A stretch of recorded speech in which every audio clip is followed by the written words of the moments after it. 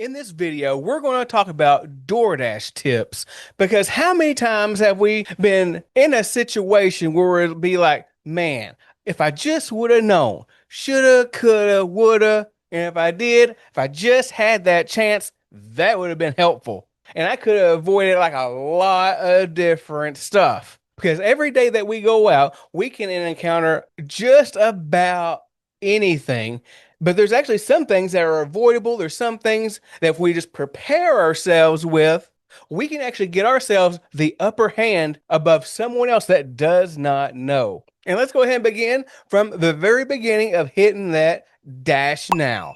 Because when they're opening up our app, we're just waiting for that order, hopefully a glorious order. But a lot of times we get those average orders, little below average orders, and just downright not worth taking orders. And the only time you would take an upside down order is hopefully you're already on your way to that marketplace, possibly.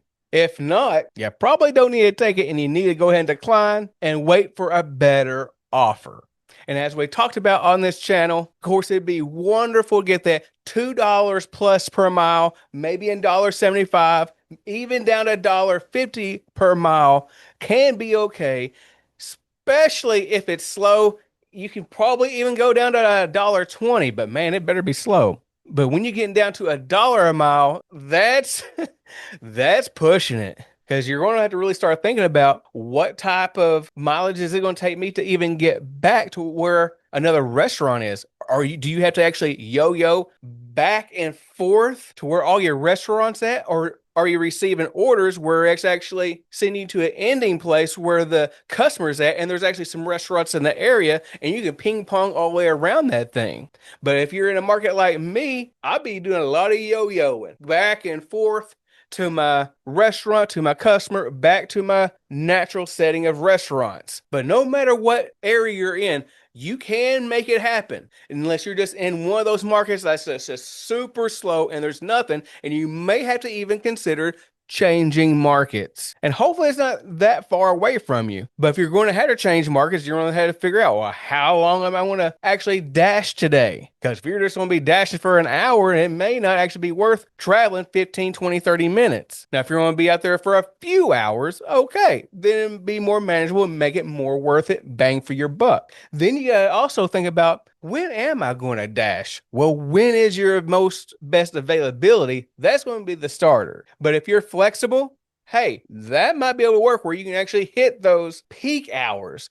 And you can't even disregard those breakfast hours because in some markets, breakfast hours are pretty good. You just got to test and tinker in your market to see if it works well.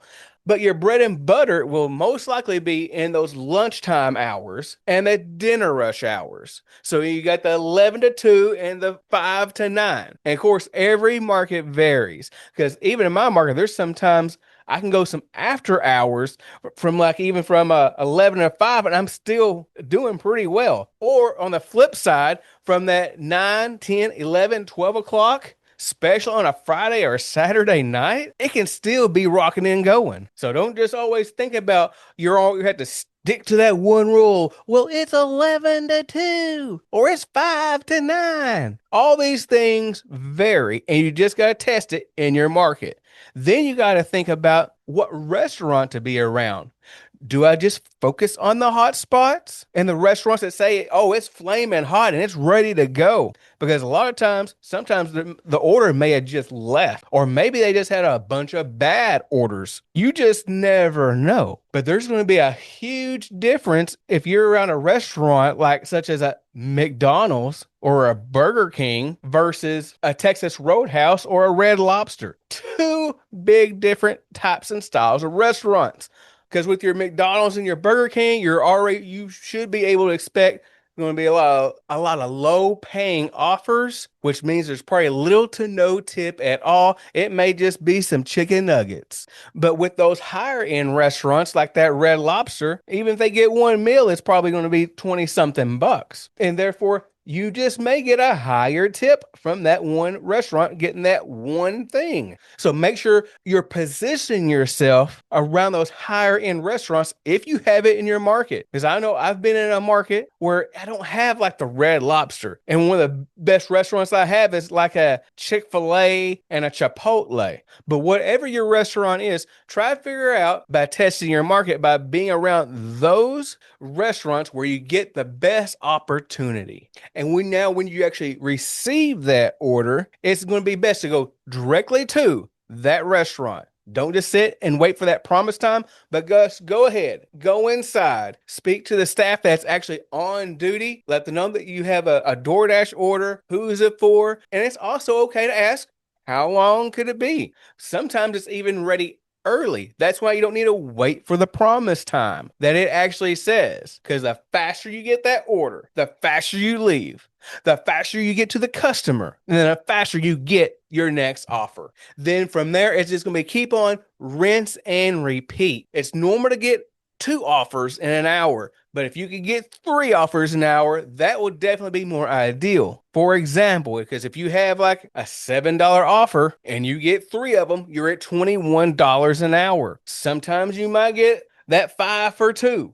Hey, I take them too because it's just easy. Wham bam and get her done. Because there's even days when it's like a really tough grind, and I might get a $5 order after a $5 order after a $5 order. And if it's all like short mileages, I still make $20 an hour. How do I know? Because I've done it. I've done over 5,000 deliveries just on DoorDash alone, not including Uber Eats and Roadie. But getting 4 orders is possible. Not as likely, but because you really going to need those lower mileages to really make that happen. Now, if you somehow get 4 $7 orders an hour, you're looking really good with $28 an hour. But remember, not all hours are going to be the same. And that's just the way it is in the game. Because sometimes you might have some really good high paying hours and it's going to actually kind of even out some of your low paying hours, and you're just going to come to a balance and come to an average of hopefully 19, 20-ish dollars an hour. Because you're going to have to think about all the gas that you're using, especially on the type of vehicle that you already have.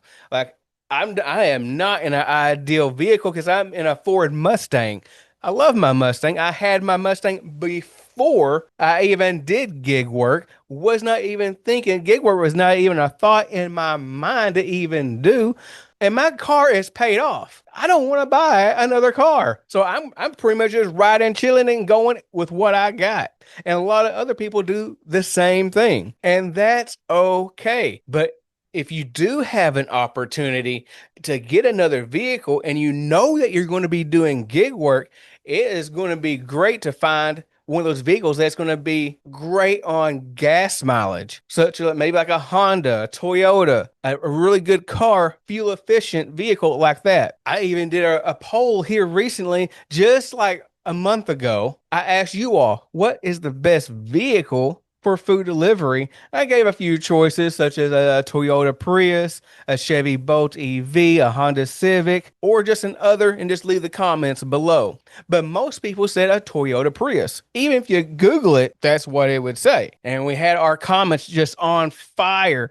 Some said had a Toyota, some had a Tesla, some people said hybrid, some people said Buick, and one person said a Mustang GT. How you doing? But they're just like, hey, that's what you got. That's what you got. And you're going to make it work. And still, yet you still got to think about what? The oil changes. And even though it might be 3,000, 5,000, some 10,000 miles on an oil change, but for me, I'm always pushing that just a little bit further. If my oil still looks good, I'm still going to try to get a few hundred, if not a couple thousand more out of it. Then you got to also think about the tires because, man, doing food delivery, tires are going to be wearing down pretty quick, and especially anything like a Mustang like I do. I'm just like, man, my tires are just wearing out just like kids are growing up and you have to keep on giving them new shoes. It's like, And those shoes are a little expensive because those tires are like 200 something bucks per pop if you get some decent ones.